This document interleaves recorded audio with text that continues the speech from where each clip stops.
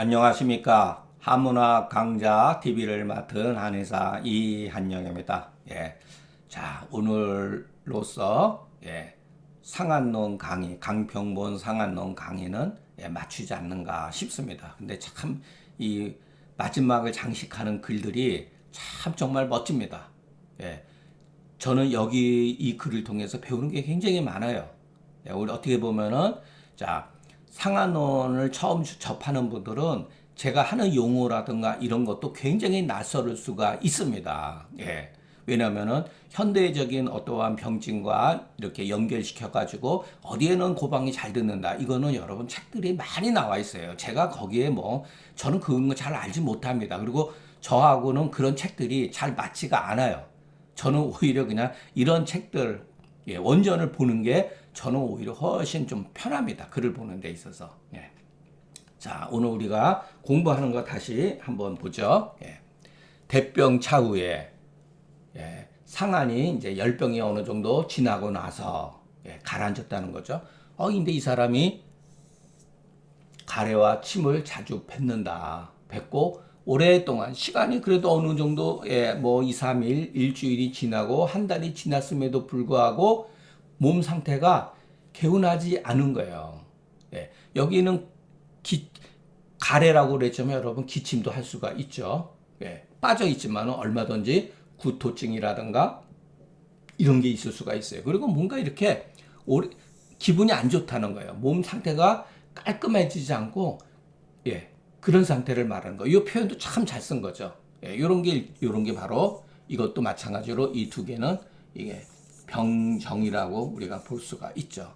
자, 그런데 그 강평본 상한론에는 요 조문이 이제 그 주석으로 처리인 반면에 기존의 상한론에서 이게 정문으로 돼 있죠. 이런 사람은 흉상에 한이 있다. 이 한이 뭐라 그랬죠?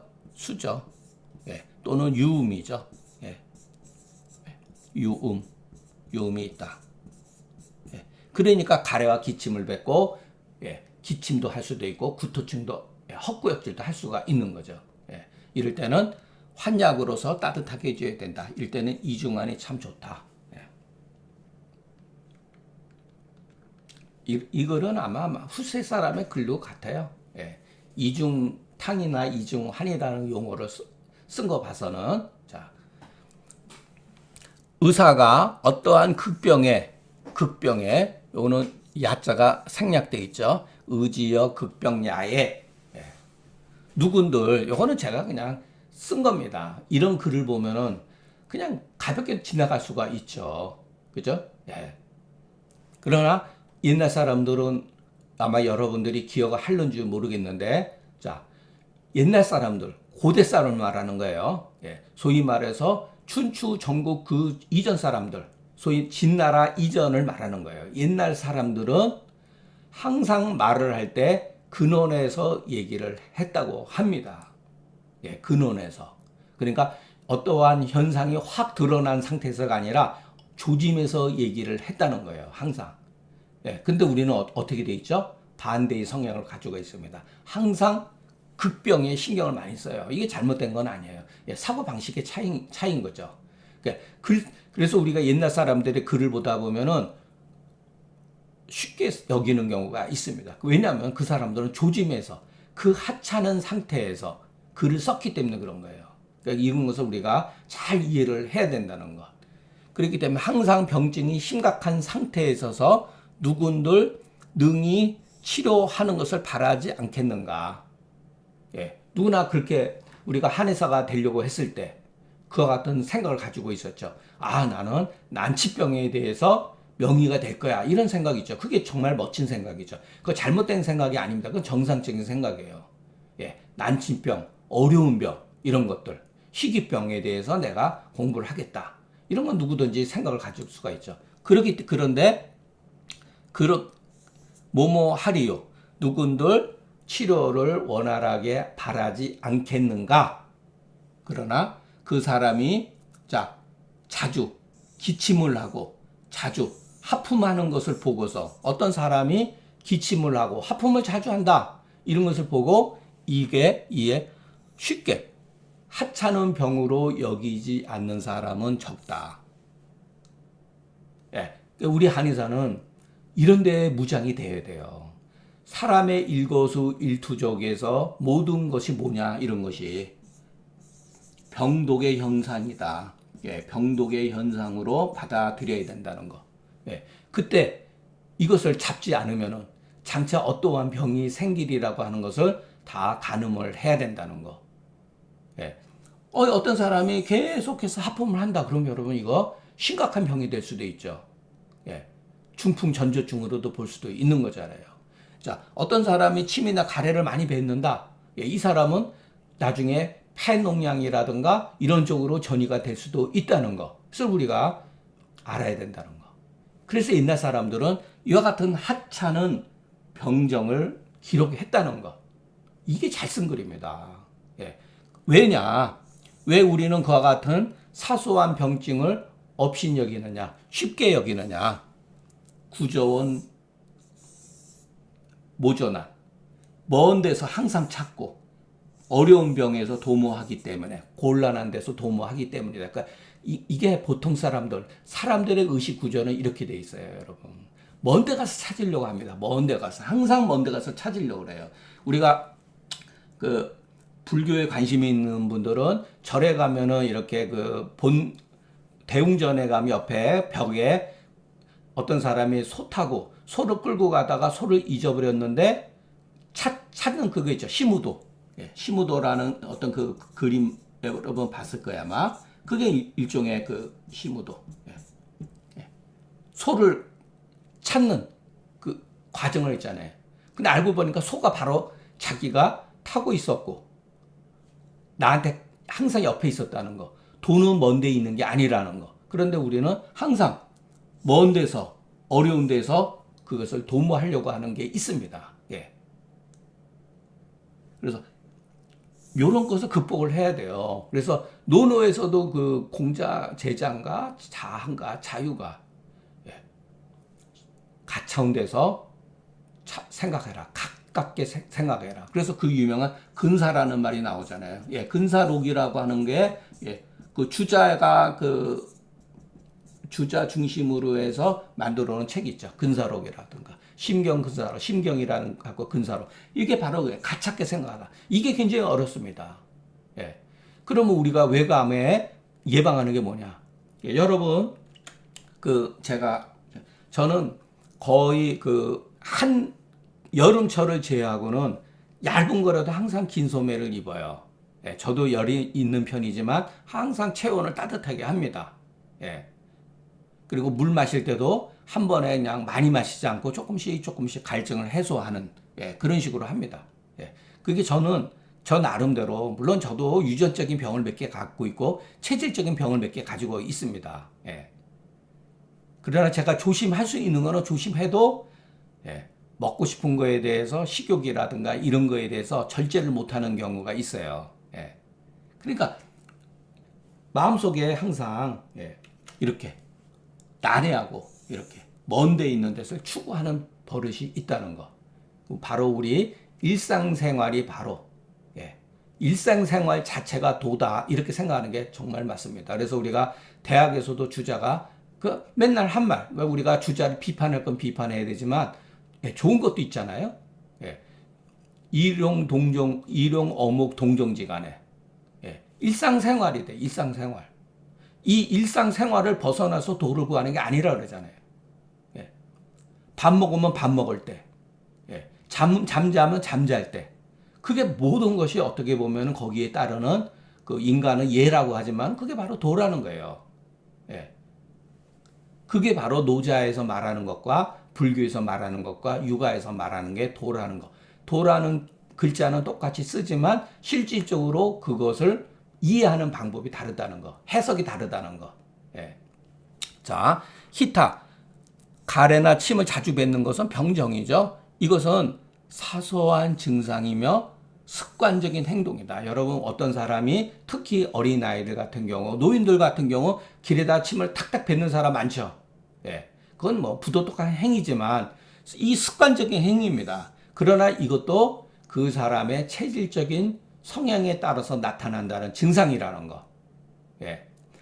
그 사람이 가래를 뱉을 때도 가래가 이렇게 잘 뱉는지, 가래 소리만 들어도 이 사람이 조담인지 습담인지 우리가 알 수가 있다는 거. 자, 그러면 이진탕에다가 그냥 이진탕만 쓸 것인지, 아니면 이진탕에다가 주교라든가 석고라든가 아니면은 맹문동이라든가 건지왕을 쓸 것인지, 그 사람의 가래 소리를 듣고서도 우리는 파악할 수가 있어야 된다는 거. 그러니까 노인들은 대부분이 습담보다는 조담이 많다는 거. 그것은 다음 장에 나와 있습니다. 그래서 비록 평범한 의사로도 어느 정도 다 치료갈 수가 있지만 오랫동안 방치를 하게 되면 어떻게 되느냐. 몸 컨디션이 회복되지 않은 상태에서 농혈을 뱉을 수가 있다는 거. 그렇게 되면은 손 쓸 방법이 없다. 무관해야라는 건 어떻게 할 방법이 없다. 이런 소리죠. 요즘에는 그 폐암이라든가 이런 것도 감기로인 줄 알고 방치해뒀다가 오는 나중에서 알고 보니까 이것이 폐암이라는 것도 발견되는 게 많죠. 제가 겪었던 건데 주위에 감기 이렇게 가벼운 기침을 계속해서 한 달 이게 2달 해서 보니까 폐암이에요. 어떤 분은 허리가 아파서 계속해서 하는데 침을 놨는데 전혀 반응이 없어요. 그래서 병원 가서 한번 엑스레이 찍어봐라. 그냥 했는데 병원에서도 그냥 그답지 않게 생각을 했어요. 별로 이상이 없다. 근데 나중에 보니까 폐암인 거예요. 그러니까 그런 경우가 굉장히 많죠. 그러니까 우리는 사소한 병에 대해서 이렇게 쉽게 하지 말고 주의 깊게 관찰하는 습관이 굉장히 필요하다. 이렇게 보여집니다. 자, 제가 이제 피날레를 장식하는 용어 똑같은 말인데 우리가 한번 복습한다. 이게 단순히 이 증상뿐만에 해당되는 게 아니라 일체의 병증에, 자, 중경이 환자에 대해서 중경 지어 모모야에 이렇게 중경이 병증에 대해서 병이 환자에 대해서 그 일거수 일투족 사소한 동작 하나하나 역력하게 하나하나 기술해서 전하는 것은 전하는 이유가 있을 거 아니에요. 수리 전지자는 후세 사람들로 하여금 후세 의사들로 하여금 이것을 말하고 싶은 거예요. 소기정이 탐기본이다. 이 병정을 거슬려 올라가서 그 근본을 탐구해라 이런 소리죠. 이게 바로 우리가 계속해서 제가 말씀드렸듯이 그 맹자가 그 성을 얘기할 때 그 사람들이죠. 당신은 선생님은 왜 인간의 성이 선이라고 합니까? 라고 그랬잖아요. 성선설 이것도 많이 얘기했죠. 성선. 그것은 뭐냐면 인간의 어떤 그 정의 사단이 나타나잖아요. 이 사단도 정의입니다. 이 사단이 거슬러서 올라가면은 측은지심, 수호지심, 사양지심, 십이지심을 걸고 올라가면은 바로 인간의 성이 선하다는 것을 알 수가 있다는 거죠. 바로 이것이 소기정의 탐기본이라고 하는 말이에요. 우리도 마찬가지입니다. 우리 한의학은 이쪽으로 발달이 돼 있다는 것. 물론 이제 현대의학은 그냥 엑스레이라든가 초음파라든가 이런 걸 다 찍어가지고서 병의 근본을 찾아내려고 많이 이제 접근했죠. 그러다 보니까 이런 것들을 무시할 수가 있습니다. 그러나 옛날 사람들 입장에서 생각해보세요. 이거는 불과 얼마 전 일이에요. 이것은 양방도 마찬가지죠. 어떠하게 바깥으로 드러난 현상을 보고서 그 근본을 유추해내는 거예요. 이게 바로 맹자의 성리학도 마찬가지라는 거. 이게 바로 중용에서 말하는 이거 여러 번 했죠. 미지현이라는 것. 이건 뭐죠? 이치라고 생각해도 돼요. 이치. 이게 이 숨겨져 있는 게 드러난다. 숨겨져 있는 게 드러난 거다. 이건 정말 멋진, 여러 번 제가 외우라고 그랬죠. 중용에 있어서 미지현.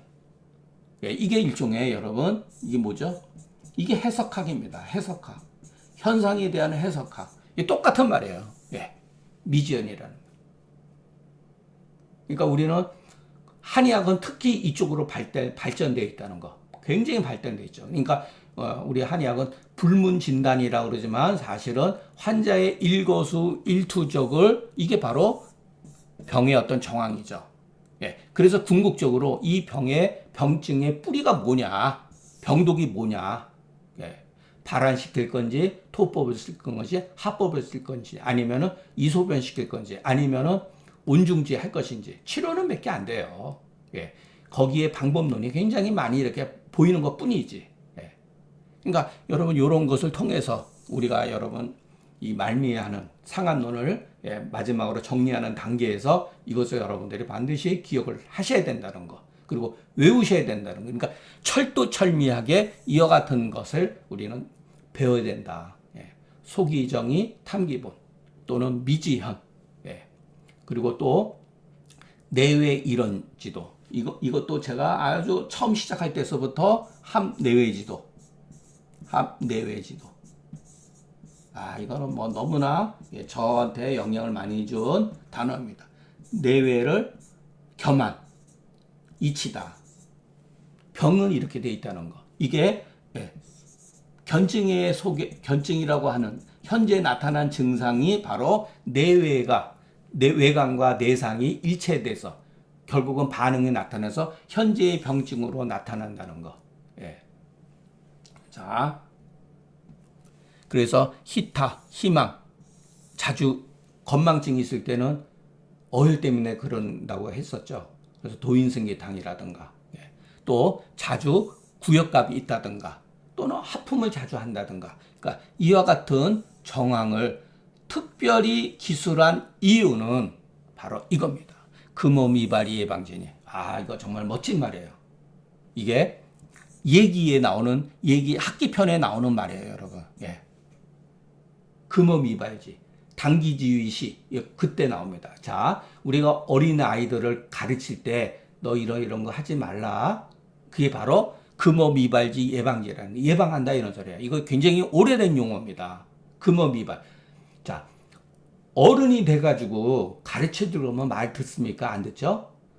다 큰 자식 때릴 수 있습니까? 못 때려요, 여러분. 그것도 10대 때, 10대 초반에 회초리 가지고, 옛날에 여러분 그걸 하초라 그래요. 회초리 칩니다.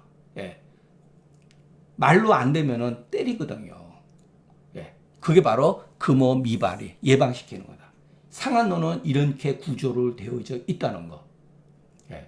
이거 정말 멋진 말이죠. 금호미발지 예방하니 갑을 차건가. 가히 여기에 대해서 착이라고 하는 건 차간의 뜻이죠. 우리가 주의를 해야 하지 않겠는가. 갑을 차건가. 이렇게 여기는 그 호자가 생략되어 있는 거예요. 이거 서리법이죠. 일종의 반어법이라고 하나? 우리가 가히 여기에 대해서 주목하지 않을 수 있겠는가? 이런 소리예요.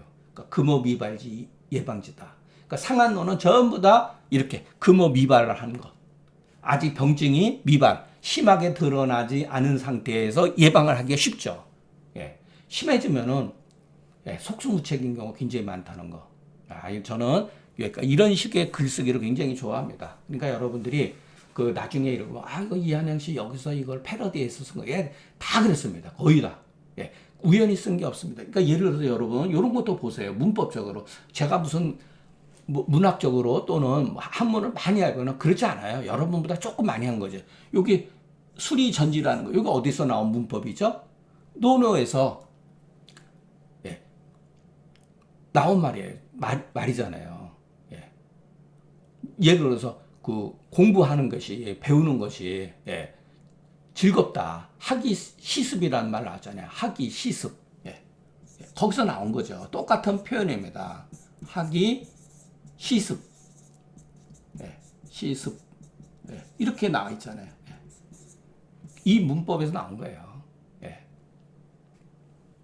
그러니까 전부 다 그렇게 우리가 노놈의 문법, 맹자의 문법, 또는 저 같은 경우 장자도 좋아하게 장자의 문법이 제가 글을 쓰는 데 있어서 교묘하게 이렇게 이용을 했다는 거. 이것도 여러분 일종의 제가 만든 말이 절대로 아닙니다. 이게 한문을 아는 사람 다 알아요. 관용어입니다. 관용어. 우리가 영어를 할 때 기본적으로 관용어가 있죠. 이게 중요한 관용어인데 너무나 멋진 말이에요. 이게 해석학의 관점에서 현상과 현상과 그 해석의 문제점을 옛날 사람도 고민을 했다는 것을 알 수가 있습니다. 그러니까 우리가 성선설이 옳으냐 그르냐가 중요한 게 아니라 또 맹자의 그 순자의 성악설 그와 같은 것이 중요한 게 아니라 그 사람들이 그와 같이 결정하게 된 원인이 무엇인가 그것이 하나의 해석학으로서 우리가 이해할 수가 있다는 거예요. 자, 이것도 아주 멋있는 말이죠. 금어미발지위. 금어미발지위 원래는 여기서 끝나요. 금어미발지위 예다. 금어미발지위다. 이것을 제가 풀어서 이렇게 바꿔 쓴 겁니다. 금어미발에서 예방시켜야 된다. 우리가 예라고 하는 말도 굉장히 오래된 용어라는 거. 학기에 나오는 얘기예요. 학기편. 만약에 요컨대 그 본어를 우리가 알려고 한다면 여기서는 히타에 있는 것이지 위상에 한사가 있다고 하는 게 아니라는 거.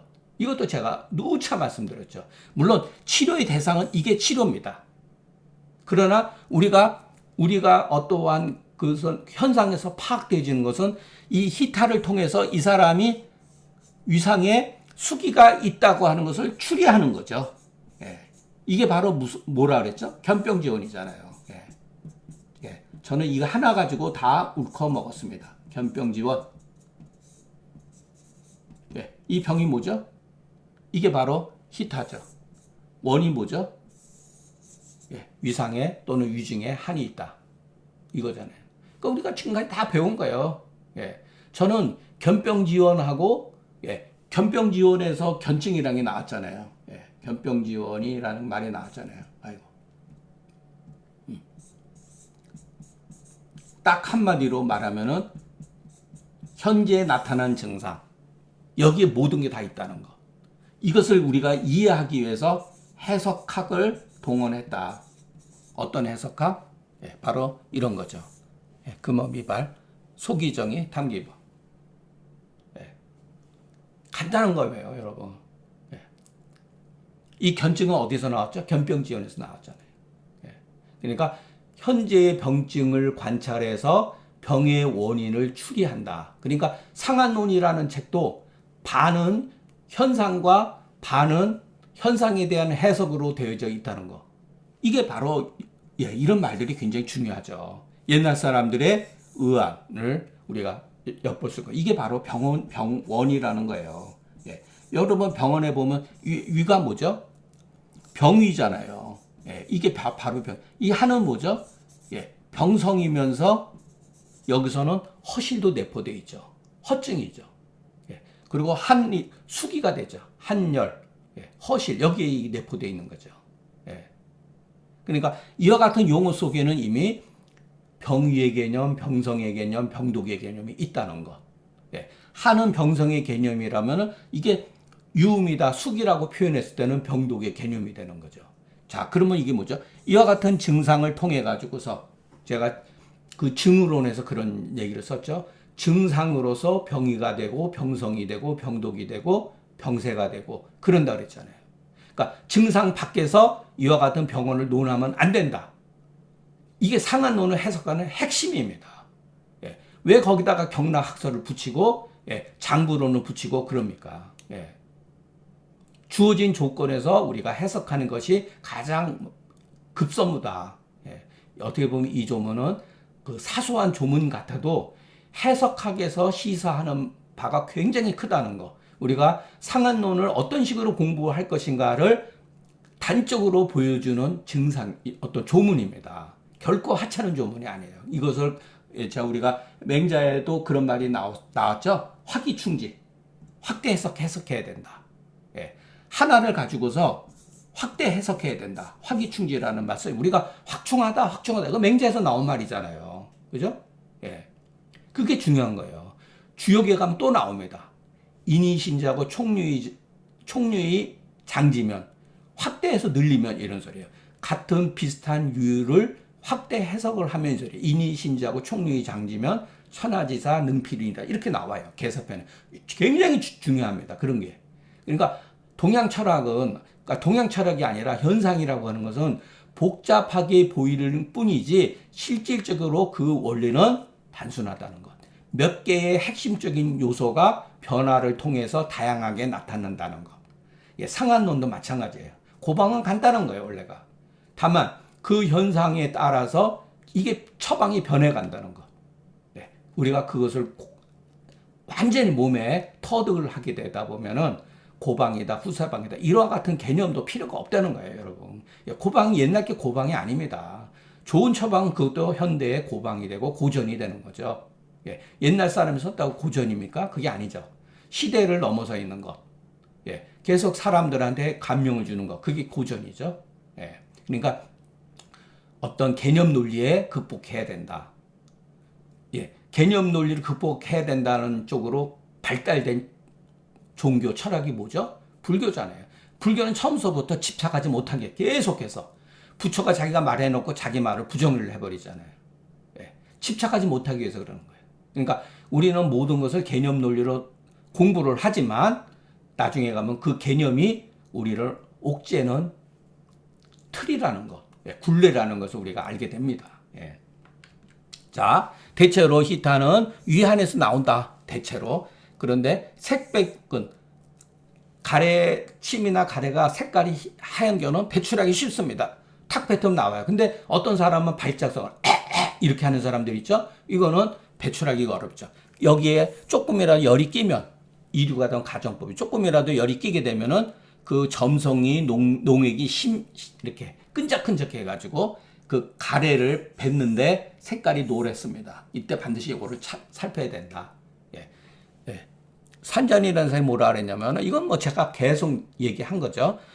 조문의 위상유 한에 그 한은 열을 상대적으로 말한 것이고 유음이며 담음인 경우가 맞다. 예, 저는 이 해석이 굉장히 맞다고 봅니다. 그러니까 중국 사람도 이렇게 표현을 안 했을 뿐이지 다 알고 있었어요. 예. 자, 이 조문은 소총령탕조와 사역탕조에 다 유음으로써 말한 것이다. 라고 하니 이 말이 참으로 설득력이 있다. 이치가 있다. 예. 예. 이거 앞에서 제가 계속해서 얘기한 건데 마무리하는 시점이기 때문에 자, 이 사람이 유 가운데 한이 있다. 예, 이 지나가는 김에 한이 뭐죠? 이거는 상으로서 얘기한 거예요. 상. 네, 하늘의 개념, 하늘의 개념으로서 수. 이건 뭐죠? 형태입니다. 형태. 형태는 누구나 관찰할 수가 있죠. 상은 관찰이 아닙니다. 느낌이니까 이미지예요. 이미지. 예, 이것은 땅의 개념. 예, 그러니까 이런 식으로 언어 속에 이와 같은 그 의미가 내포되어 있다는 거. 예. 자, 그렇기 때문에 어떤 경우는 통을 가지고 얘기하는 경우도 있죠. 아프다, 통증이 있다, 또는 냉하다, 걸랭하다 이런 말이죠. 이게 전부 다 궁극적으로 수에 변형된 용어라는 거. 그러니까 이것을 언수수의 이즉일이다. 말은 비록 다르나 그 이치는 하나다라고 하는 유명한 예를 들어서 그 우리가 서점 공부하면 채침이 쓴 말에 있습니다. 예. 그러니까 우리가 논어, 맹자, 무슨 그 주역이라든가 많은 책들을 보게 되면은 어떨 때는 왈인, 왈덕, 왈성 이렇게 어떨 때는 인이라 말하고 어떨 때는 성이라 말하고 어떨 때는 선이라고 말은 비록 다르나 그 이치는 하나다. 똑같은 겁니다, 여러분. 그 말에 현혹될 필요가 없어요. 불교도 마찬가지예요, 여러분. 용어가 굉장히 많습니다. 불교적인 용어. 거기에 끄들리게 되면은 여러분 헤어나지 못합니다. 자, 이게 바로 유명한 개사편에 나오는 거예요. 그러니까 주역을 우리가 뭐하러 한의학 아닙니다. 주역 가운데 우리가 배워야 될 어떠한 현상에 대한 그 해석학이라고 그랬죠. 인식론에서 배울 게 굉장히 많습니다. 그러니까 제가 그 주역을 예전에 젊었을 때 읽다가 깜짝 놀란 게 뭐냐면은 쇼킹한 거죠. 예. 지역천. 지 또한 하늘이다. 이 발성이 왜 나왔겠습니까? 지 또한 하늘이다. 예. 바로 기 또한 도다. 그 개사편에 보면은 형이상지위 도요, 형이하지위 기다 이랬어요. 기가 또한 심한 단적으로 하면 기적도다. 이거 굉장히 무섭죠? 이렇게 이와 같은 그 논리적이 이렇게 넘어간다는 거. 그릇이 뭐냐면은 우리가 그 일상생활에 경험되어지는 어떤 것들이에요. 그 그릇 밖에 도가 있는 게 아니라는 거예요. 그릇이 바로 도다. 형이상 지위도의 형이하 지위라고 그랬지만은 형이라고 하는 것을 떠나서 형을 떠나서 도가 없다는 거예요, 여러분. 이것을 배워둘 필요가 있죠. 잘못하면 여러분 이게 유물론적으로 빠질 수가 있어요. 극단적인 유물론으로. 그리고 물질이 정신이다 이런 소리죠. 그렇지만 현대과 그 과학이 발달되고 뭡니까? 물질도 결국은 정신도 결국 물질의 어떤 반응이라고 그러잖아요. 그러니까 우리는 유신론과 유물론을 너무나 지나치게 대립각을 세워서 보고 있다는 거. 그렇게 의식화되어 있다는 거. 그러니까 유물론이 여러분 하찮은 게 아닙니다. 절대로.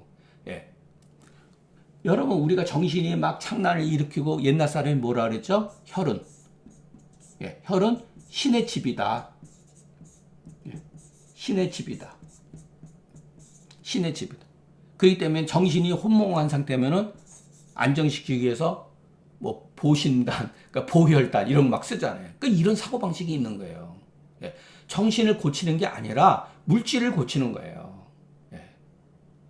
자, 그래서 어떻게 보면은 해석이라는 게 재밌죠. 어렵게 우리가 앞으로 주역 같은 거 공부하면은 우리 사고방식이 여러분 전본다. 저 모릅니다. 거기에 굉장히 쉬워. 저 모릅니다. 그러니까 저는 저 나름대로 거기서 배운 게 굉장히 많아요. 그러니까 여러분하고 제가 배웠다고 느꼈던 것만 같이 공유하는 거지 그 이외의 것은 저도 모르고 그것은 여러분 각자가 상한론도 마찬가지예요. 저만큼 상한론의 가르침에 충실히 한 사람도 많지 않을 겁니다. 저는 견병, 지원의 방법론에 의해서 해석을 한 거예요. 한의학은 이렇게 해석하는 게 맞다는 거. 고전적인 한의학은. 우리가 부족한 점은 현대의학으로 보충해 나가야죠. 제가 그것을 부정하지 않은 게 아니에요. 자, 그러므로 유의한 유음에는 조잡, 탄상, 액인가 의기인가, 오심, 심화, 비경이 항상 잠재하고 있다. 그러니까 위의 기능이 무력한 사람들은 이와 같은 증상들이 있는 거예요. 탄산, 조잡, 트림, 미식미식, 심화가 비가. 이 대표적인 약이 뭐죠? 사군자탕입니다. 사군자탕. 자, 여기서도 우리가 그 단서를 근거로 이게 바로 우리가 맹자의 말한 대로 그 단서를 근거로 화기충지면 확대해서 미룰 것 같으면 능히 무수한 잡병들을 우리가 통제할 수가 있다. 물론 이렇게 안 된다는 거 저도 잘합니다. 방법론에서 멋지잖아요, 여러분. 우리가 사군자탕을 막연하게 비위가 허약하다 쓰는 게 아니라고 제가 누차 말씀드렸죠. 바로 이와 같은 증상에 쓴다. 위기능이 무력할 때 사군자탕만큼 좋은 게 없다. 사군자탕은 기를 보호해주는 약이 아니라 바로 위안의 유음을 제거시켜주는 약이대. 굉장히 좋은 약이다. 이렇게 공부하면은 활용 범위가 굉장히 많죠. 자, 조문이 미비하더라도 무슨 문제가 있겠는가? 자, 조문을 우리가 충분히 이해를 하면은 전체적인 조문을 이해하게 되면은 부분적으로 조문에 문제가 있고 해석에 어떠한 그 위탁이라든가 참보라든가 이런 게 있다 하더라도 충분히 우리가 합리적으로 해석을 할 수가 있다는 거예요. 자, 이 말 속에는 여러분 맹자의 사상이 있는 거죠. 맹자의 학습 방법이 있는 겁니다. 그래서 제가 여러분과 같이 맹자를 같이 읽은 거예요. 여러분 다 잊어버렸겠지만 이게 이런 뜻이 있구나. 우리가 일상적으로 생활하는 데 있어서 맹자의 이와 같은 이론들이 굉장히 중요한 거구나 라는 걸 알 수가 있죠. 자, 오늘 그 상한론에 있어서 어떻게 보면 정말로 멋진 글이고 저는 여러분들한테 이 글은 정말 훌륭한 글이다라고 말씀드리고 싶어요. 자, 상한이 해소가 되고 나서 그러니까 대병 차도 후에 똑같은 말이에요. 큰 병이 어느 정도 차도가 있고 나서 허리라고 딱 쓰여져 있습니다. 이게 편견을 심어주는 거예요, 여러분. 편견을 심어준다. 허하다. 허하다. 파리하다. 살이 쭉 빠졌어요. 그리고 이 사람이 숨이 고르지가 않아요. 쌕쌕거리고. 여러분 한번 생각을 해보세요. 열병을 앓고 나서 몸이 신체적 기능이 면역 체계가 많이 약해져 있고 허는 면역 체계가 약해졌다는 뜻을 말하고 있죠. 근데 이 사람이 살이 빠졌다는 거예요. 분명히 여기는 파리하다. 살이 쭉 빠져. 파리할 이게 발음이 아마 리일 거예요. 파리할 리. 파리할 영도 있는데. 파리할 리. 살이 쭉 빠진 거예요. 여러분 이거를 관념적으로 받아들이면 안 되는 거. 저는 이것을 경험했죠. 열병을. 그리고 뭔가 여기라고 하는 건 치밀어오면서 토하려고 한다. 실제 토하나 하지 않더라도 여러분 기침도 할 수 있고 헛구역질도 할 수 있다. 근데 이 역자 뭔가 이렇게 밑에서 이렇게 치 받아서 올라온다는 느낌. 그 뉘앙스를 하면 되죠. 근데 여기서는 딱 주격 속고통을 딱 썼습니다. 처방을 제가 썼어야 되는데 내용을 썼어야 돼. 그것은 책 찾아보세요. 저는 이 약을 굉장히 많이 활용을 합니다. 자, 이 조문을 우리가 한번 알아보죠.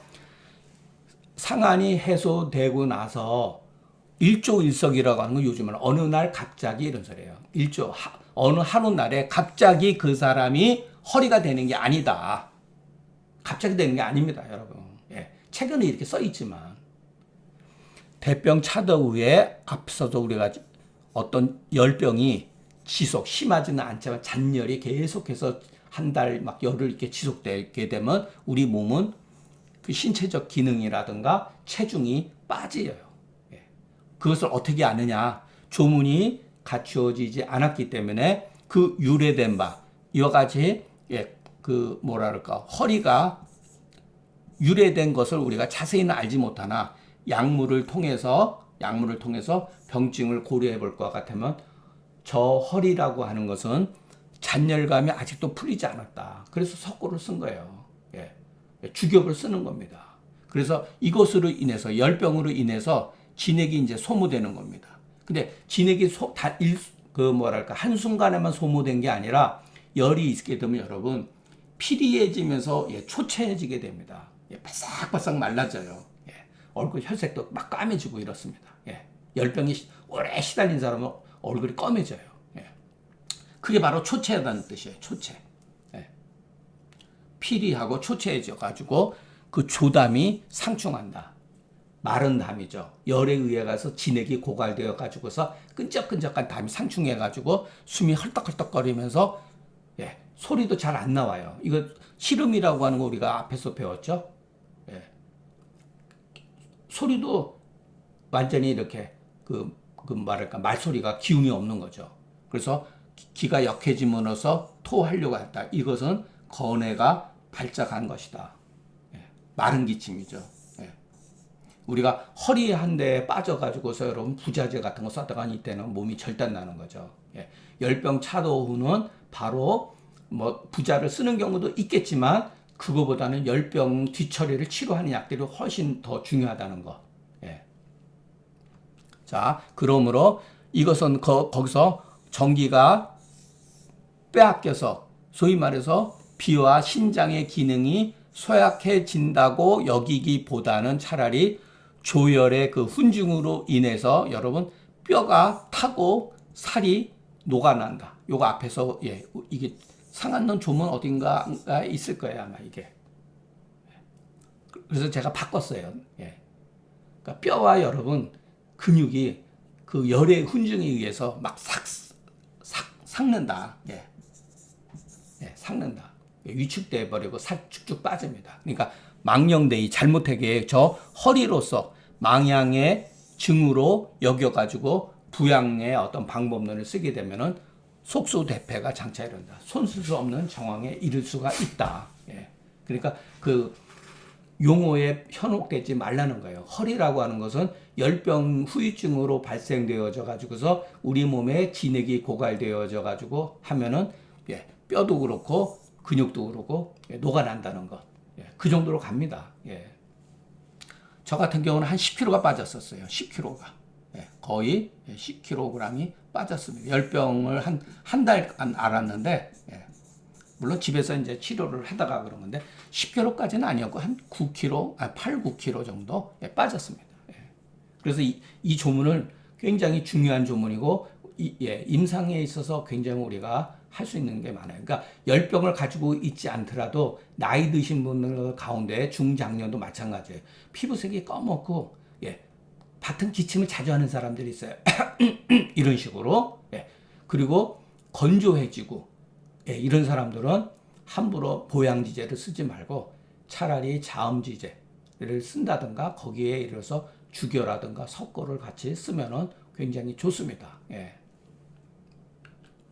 자, 오늘 강의는 여기서 마치고 다음은 예, 마지막 하나의 조문이에요. 근데 이거는 제가 예, 비판을 하려고 이제 글을 이제 빼놓은 거예요. 예.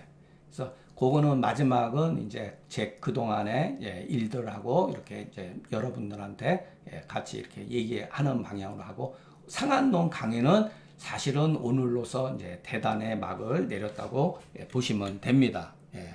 자, 오늘 마지막 조문이 정말 멋진 조문이죠. 예, 이 조문 전에 그 침이나 가래를 뱉는 것 또는 이렇게 잔기침을 한다든가 예, 우리가 환자들의 어떤 그 소리라든가 음성, 침 뱉는 거, 예, 길 가다가도 어떤 사람들이 예, 가래나 침 뱉을 때 그것을 단순히 그 사람들이 조금 뭐랄까 무지한 사람에다 타부할 게 아니라 예, 그 가래를 뱉을 이유는 반드시 그 사람의 흉증이나 위부에 수기가 정체되어 있다라는 것을 우리가 알았으면 좋겠습니다. 자, 오늘 강의는 여기서 마치겠습니다. 네, 감사합니다.